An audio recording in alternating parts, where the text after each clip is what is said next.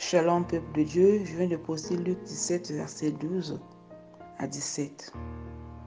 Et en lisant ces versets, vous remarquerez ensemble avec moi, bien-aimé le Seigneur, quand Jésus a guéri les dix lépreux et qu'un seul est venu pour le remercier, en aucun cas, en aucun moment, Jésus a regretté son miracle.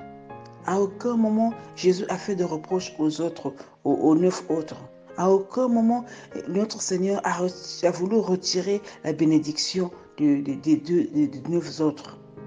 Mais mes bien-aimés dans le Seigneur, vous remarquerez peut-être ensemble avec moi que souvent quand nous faisons du bien à quelqu'un, nous attendons toujours à quelque chose.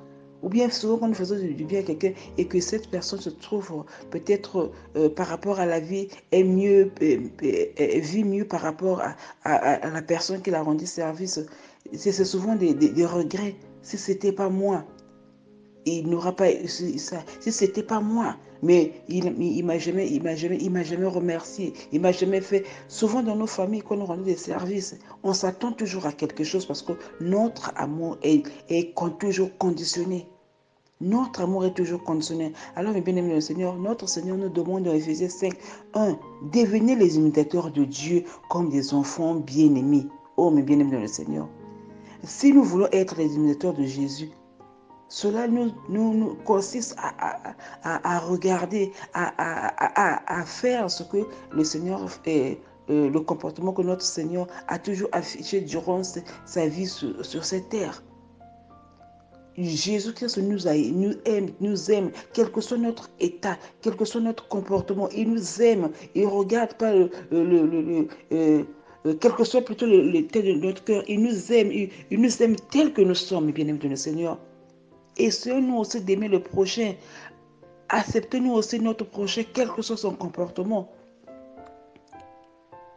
Il nous a dit, soyez mes imitateurs. Oh, mes bien-aimés de le Seigneur.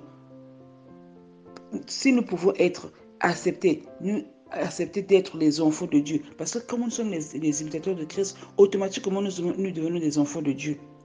Et Dieu nous aime, comme c'est écrit dans Jean 3, verset 16. Il nous aime tellement qu'il s'est donné à la croix pour nous. Il nous aime tellement qu'il s'est sacrifié pour nous. Il n'a pas dit non, je veux me sacrifier pour X, Y, mais il s'est donné pour toute l'humanité.